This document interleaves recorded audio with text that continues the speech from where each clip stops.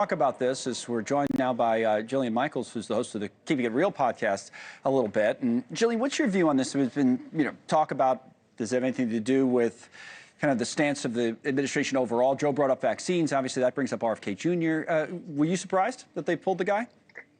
I'm not very familiar with Dr. Weldon, whereas if you spoke to me about Dr. McCary or Dr. Bhattacharya, right. I know them both personally. I've interviewed them both. I've listened to hours of their interviews. I've read their books. This gentleman, I do know that he has commented about a link between vaccines and autism.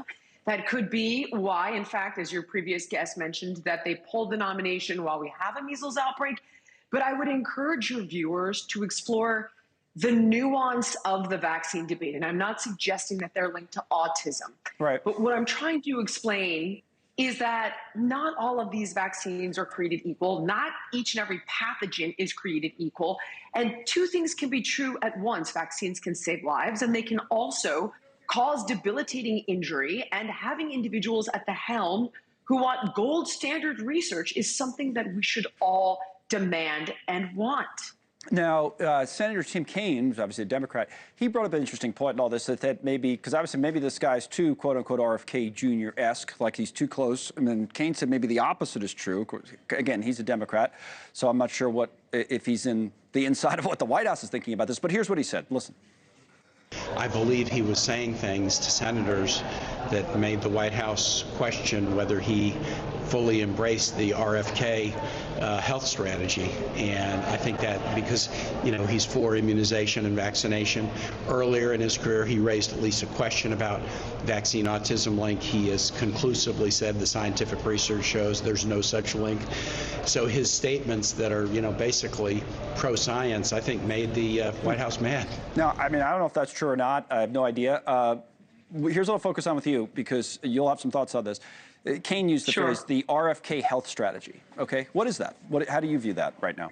RFK has been tasked with doing three things: ending corruption between private industry and our government health agencies, getting quantifiable health improvements in Americans over the next 2 years.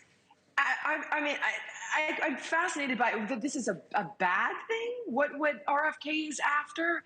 I think the Democrats are making a huge mistake in creating a political football out of health and wellness. And you're seeing moms react to that negatively, hence the meeting that RFK had at the Capitol this week with Maha Moms. This is something that should be nonpartisan. How much of that is driven by, or is it even your thoughts on it? A lot of that seems to be driven by COVID, how people viewed it and how people came out of it and how people see the world now.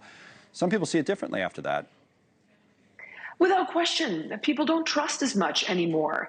And the reality is that we need more transparency. We were misled during COVID, and things that were labeled as misinformation turned out to be overwhelmingly true. And the third thing that I forgot to mention, if you'll allow me to go back for a moment, is that RFK also is calling for gold standard research. Again, this is something that we should have been demanding for decades. He's also said some stuff that's a little out there, especially on vaccines in the past. I think that's where the concern comes from, is that, all right, maybe we don't trust after COVID, and maybe we had an experience we think it wasn't handled great, or to your point, probably fairly so, maybe some alternate views weren't listened to enough. I think a lot of people think that now if they look back, fair people, right?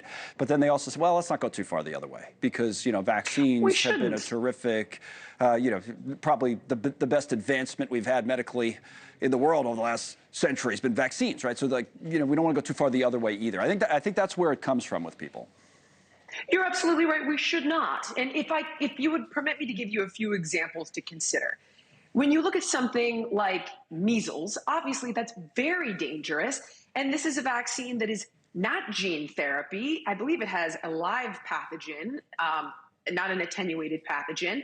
Now, I vaccinated my kids for that. I would absolutely advocate for that. Right. If you look at something like COVID, this was pushed through an emergency use protocol. It wasn't put through the necessary paces. When you speak to PhDs about it, which I have on my podcast, it's actually gene therapy and doesn't fit the traditional definition of a vaccine in any way, shape, or form.